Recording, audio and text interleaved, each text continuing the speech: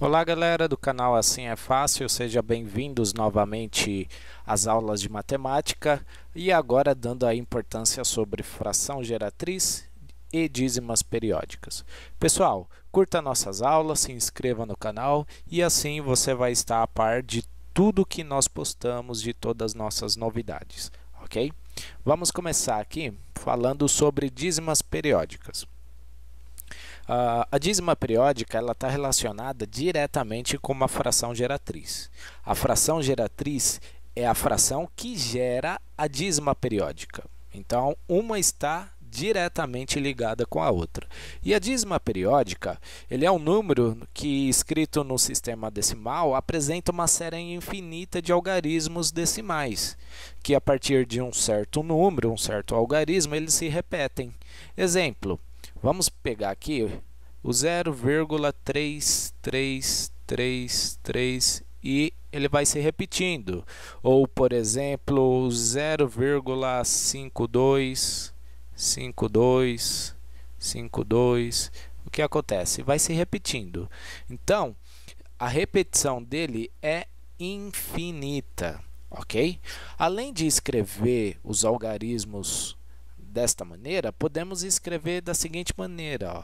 Ou podemos escrever assim, 0,3 periódico. Ó, o tracinho significa que o 3 vai continuar se repetindo.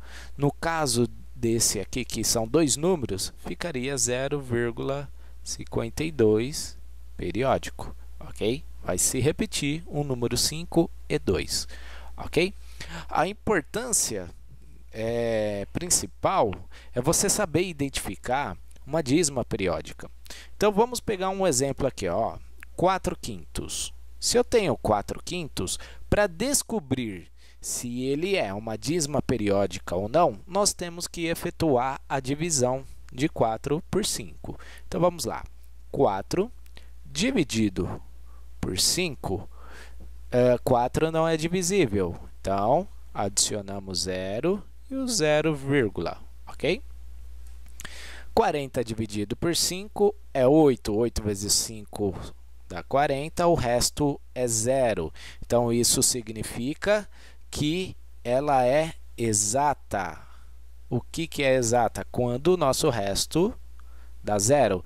É uma dízima periódica? Não, por causa que não tem repetições. Vamos ver um outro exemplo.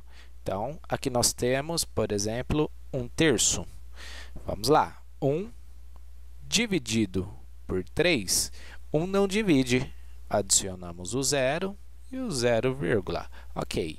10 dividido por 3 vai dar 3, que 3 vezes 3 vai ser 9. Subtraímos, sobra 1. Vamos continuar. 1 não divide, adicionamos 0. 10 dividido por 3 vai ser 3. Então, 3 vezes 3 é 9, menos 9, sobra 1. Continuamos, vai dar 10, né? Por 3. O que vai acontecer? Vai ficar repetindo. Então, o resto sempre vai sobrar a mesma coisa. Logo, evidenciamos uma dízima periódica. A identificação dela foi feita através de uma divisão, ok? Então, como podemos identificar? Apenas dividindo. E se você perceber que houve repetições iguais, claro que uma repetição é igual, mas se você reparar que está repetindo os algarismos, e isso não vai acabar nunca, é uma dízima periódica, ok? Vamos lá. A dízima periódica e os decimais, eles possuem algumas classificações. Então, vamos falar dos decimais comuns. Então, os decimais, eles são classificados como exato, ok? Exatamente igual ao anterior, que nós vimos que o restante é 0. Ele pode ser classificado como periódico,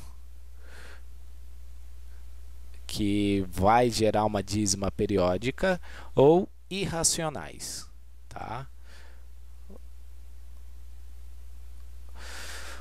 No número exato, nós podemos colocar como exemplo o 0,8, o 0,2, o 0,3 e assim por diante. Ele não tem continuação, ele é exato, ok?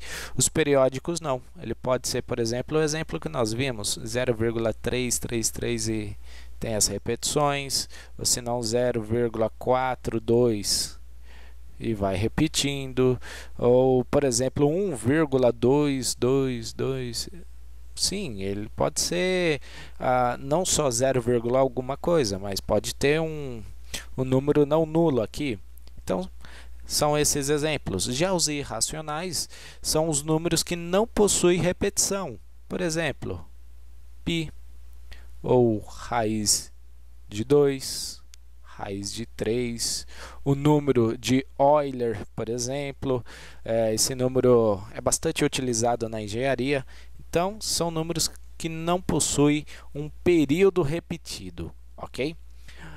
E falando dos números periódicos, já que eles têm uma classificação, vamos colocar aqui, ó, periódicos. Periódicos. Não são 3 classificações, como os decimais, mas são 2. Os periódicos possuem classificação simples e composto. Ok? Como é o simples e o composto? O simples é como nós vimos aqui em cima. Ele pode ser, por exemplo, 0,3, continua. Ele pode ser 0,42 e continua. Ou se não, 1,2 e continua. E assim por diante. O que acontece? As repetições só se dão por um número ou 2, mas não tem nenhum número que seja diferente da repetição. Aqui, por exemplo, é só o 3, aqui é só o 4 e o 2, aqui é o 2. Já os compostos, os números compostos, periódicos compostos, é diferente. Podemos ter, por exemplo, 0,4333 e assim vai indo. Ou se não, o 0,522 e assim vai indo. O que acontece? Possui um número diferente da repetição, ok? E esse número diferente da repetição, ele recebe o nome de intruso, ok? Por quê? Porque ele é totalmente diferente do período repetido.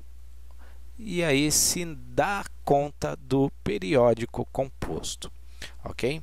Pessoal, eu vou encerrar essa aula de definições sobre fração periódica, aliás, fração geratriz e dízimas periódicas, tá? Na próxima aula nós vamos dar continuidade de como transformar as frações em dízimas e como fazer as dízimas virar fração, que é a parte importantíssima, tá ok? Eu agradeço a atenção, peço aí que realmente, novamente, você possa se inscrever no nosso canal, compartilhar nossas aulas, curtir e, desde já, eu quero desejar bons estudos a todos. Um grande abraço e tchau!